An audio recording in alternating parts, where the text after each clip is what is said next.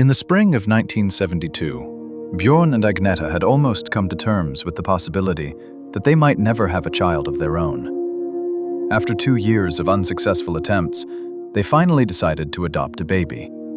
But under Swedish law, they would have to wait another 3 years, until Agnetha turned 25. And yet, it was at that very moment that events began to unfold which would change absolutely everything.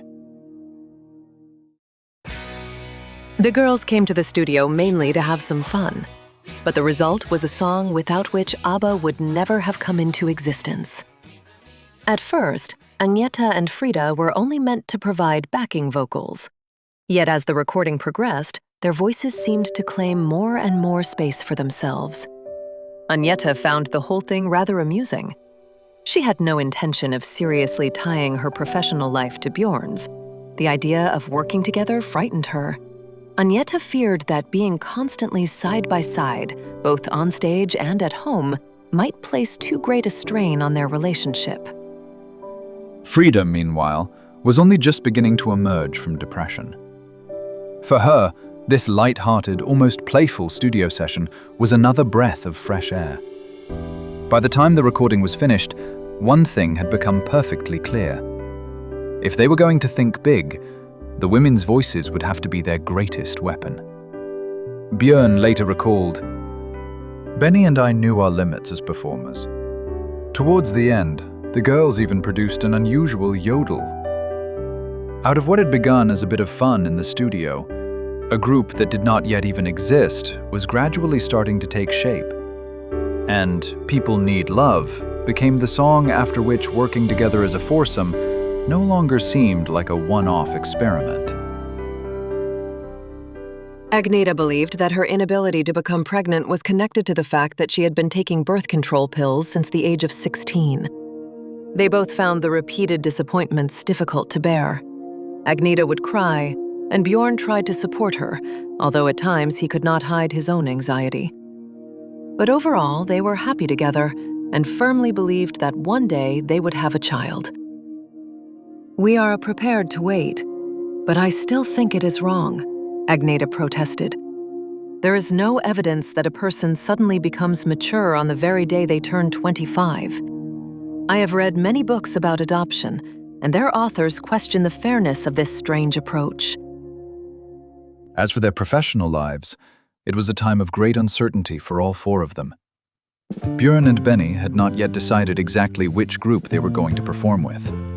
For the time being, Björn occasionally brought Benny into hootenanny singers' concerts.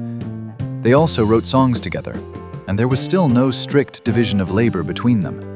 Both tried to contribute equally to the music and the lyrics. Agnetha had already been building a successful solo career for several years.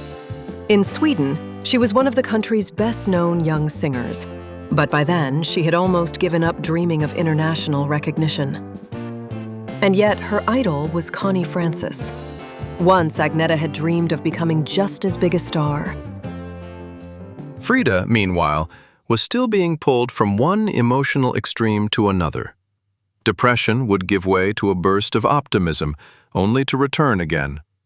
She and Benny had formed a strong relationship, but even with him by her side, Frida still occasionally broke down. None of the 4 could yet imagine that their lives were about to take a dramatic turn. At the time, protest songs were giving way to songs about peace, hope, and harmony. People were singing, "Let's teach the world to sing," "Put your hand in the hand of Jesus," and "Melt away all differences." And the Swedish foursome chose a message of their own. People need hope. People need love. Björn and Benny decided not to overcomplicate things and turned to traditional pop music. The British group Blue Mink inspired them to alternate between male and female vocals, and sound engineer Michael Trito tried to create the effect of Phil Spector's famous Wall of Sound.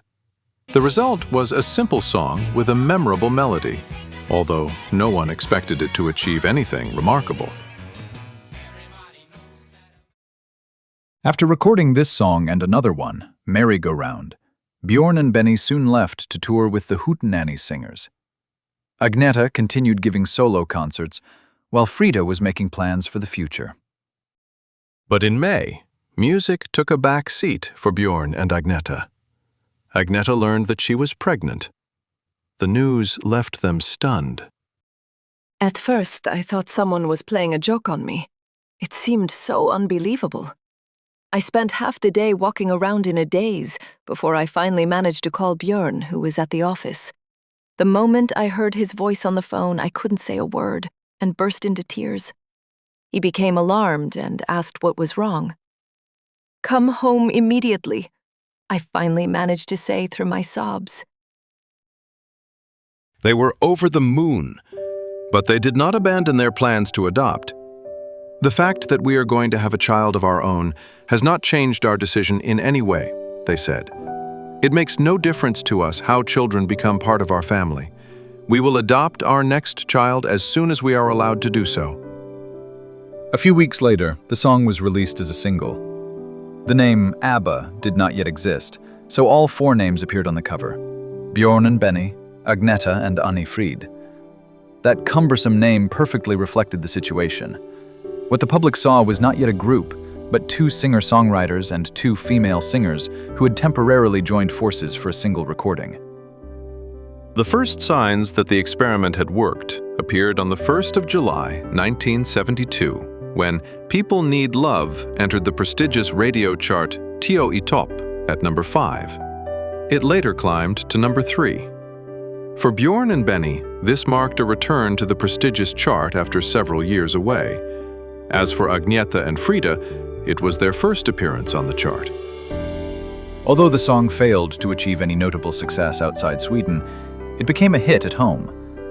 That was enough for them to seriously consider continuing to work as a foursome. But the memory of the unsuccessful Festfolket tour had not faded. Working together back then had nearly caused a rift between them, and had placed a particularly heavy strain on Frida and Benny's relationship. So no one embraced the idea of forming a new group with great enthusiasm. Frida remained the biggest skeptic. Yet the success of People Need Love unexpectedly changed her mind. We spent a great deal of time together, so disagreements between us were inevitable. But now we had learned to adapt to one another. "It is wonderful when you know how to get along with your best friends," she said. Perhaps Frida's change of heart, together with the song's success, became one of the decisive factors. In any case, once all 4 agreed to record an entire studio album together, what had begun as an experiment effectively became a group. The following year, in 1973, People Need Love was included on the group's first album. It appeared as the 4th track on side 1.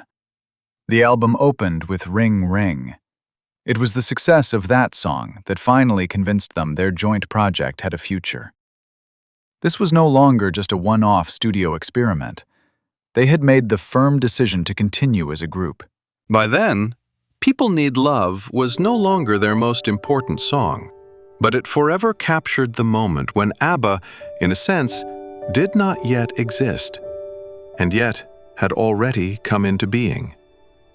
The foursome sang together, and suddenly heard their future.